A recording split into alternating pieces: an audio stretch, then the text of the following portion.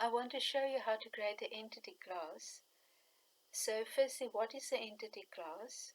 So if I am in Spring Boot and I want to use JPA and I want to use the JPA to access my SQL database. So in other words, I've got my data, it's in MySQL, in the workbench in MySQL, and I want to use that database in my Spring application.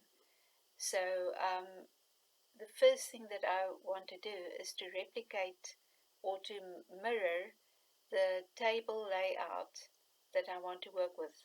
Okay, so I choose which table that I want to use, and I am now going to replicate the tables and columns in that. I just want to go back to my application properties.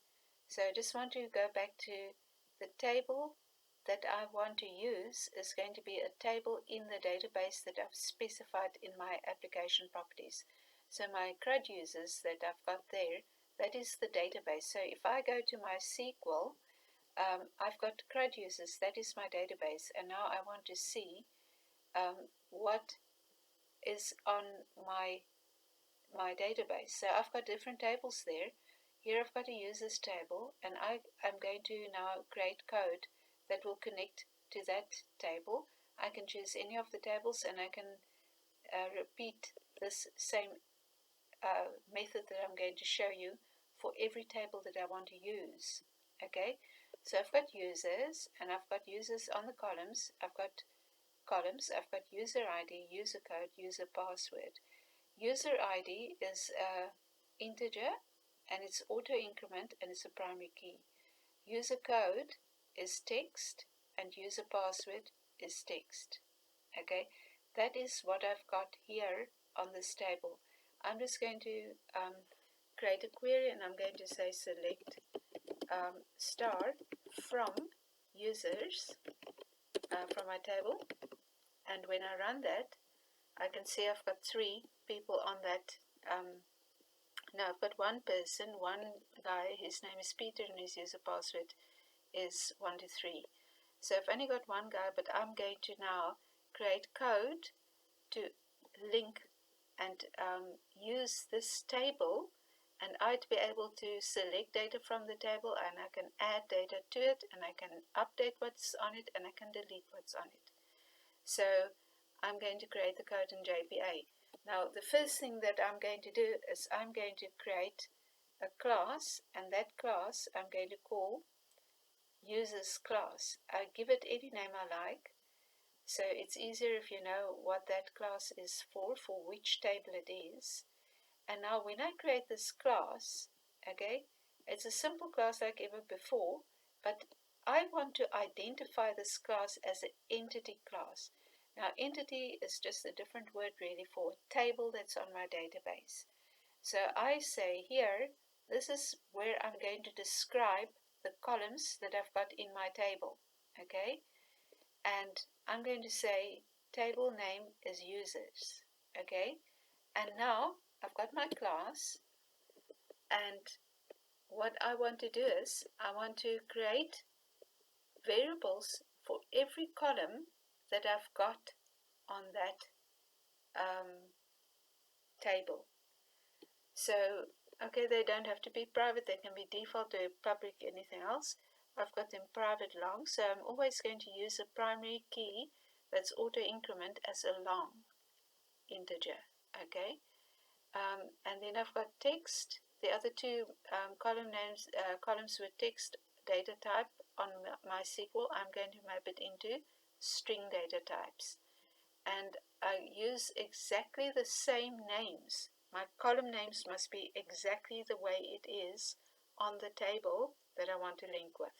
Okay, so these column names must be exactly. I must go and look them up on MySQL. And I'm just going to put here any default value. I don't put a default value in for my primary key because my primary key is auto increment, and the computer will maintain that value. Okay, now what have I got here above those, above my ID? I've got two annotations, and these annotations is going to identify that the column that follows after these two annotations, that column is going to be a primary key. Okay, so this ID indicates to me that I've got a primary key in this column. Okay, and generated value tells the computer that this user ID is an auto increment field. So in other words, if I had an ID or a primary key that was not the auto increment, then I would not put this generated value annotation in, but I'm going to put it in because my user ID is auto increment, and this generated value strategy equals generation type dot identity. That tells the computer that user ID is auto increment. Okay, so I've got to put that there. It's very important. Okay, so I've got to match exactly what I have in the actual database. So your user code password is actually the exact names, exactly the same as my column names. Now, what I've got here is very strange because you don't normally do that. This is a constructor. It's an empty constructor. I need it for JPA. It's just because of the way that JPA was coded, or that the parent class is coded. I haven't showed you yet how to bring in the JPA, but I've got to do this for JPA. So I've got to say public uses class, which is a constructor of my class, and I've got to use, well, I don't really need super brackets because it's going to do nothing, because super takes parameters to my parent constructor. So it takes nothing, so it will do nothing. So it's like a silly thing, but I've got it there. Okay, so this is an empty constructor, and this is it's not normal to create your empty constructor, but we have to do that, otherwise it's not going to work. Okay, and here I've actually got my constructor that I want to use, and that is where I get values for the columns that I want to work with. Okay, and I've got user ID, user code, user password. These are variables, and I've got to put them with my this dot. I've got to put the values, incoming values, into the variables that I've created at the top. So this is just a normal initialization like I've done it before.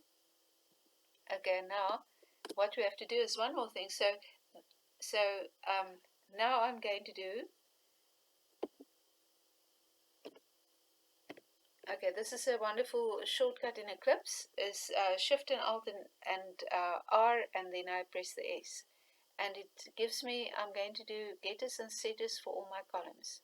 So I'm going to tick all the column names, and I'm going to do getters and setters. When I click on generate, the computer generates getters and setters for me.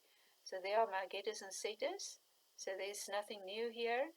The only thing that is new is I've got to set up the class, any class name. It's got to have the annotation entity, and it's got to specify the table that I want to use. And then it's got to identify my primary key.